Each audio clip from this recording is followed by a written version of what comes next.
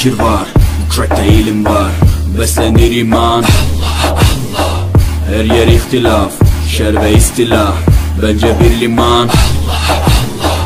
Gerçekte kitapta yazılı bu Kur'an. Dur bak burada G-Flow Mus'ab anlatır hak kitap, yalan ve hakikat, cabası tarikat.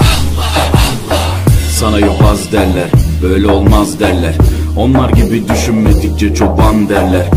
Biz Müslümanız, düşüncemiz hüsnü zandır. Bak istediğin güçle saldır, biz Rabbe müptelayız. İşimde Allah, dilimde Allah, zikrimde Allah, fikrimde Allah, aklımda Allah, aşkımda Allah, aslımda Allah, kanımda Allah. Hasbi Rabbi Cellallah, ma fi kalbi gayrullah.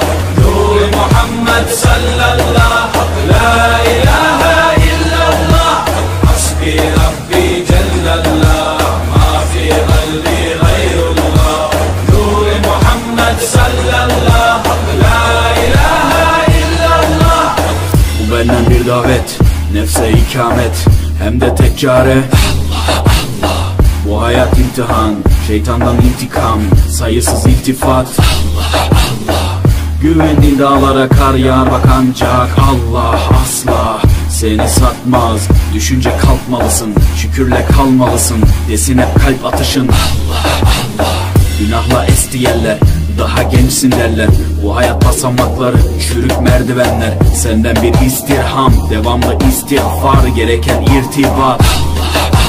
İşimde Allah, dilimde Allah, zikrimde Allah, fikrimde Allah, aklımda Allah, aşkımda Allah, aslımda Allah, kanımda Allah. Hasbi Rabbi Cellallah, ma fi kalbi gayrullah. Nur Muhammed sallallahu, la ilahe illallah. Hasbi Rabbi Cellallah, ma fi kalbi gayrullah. Nur Muhammed sallallahu.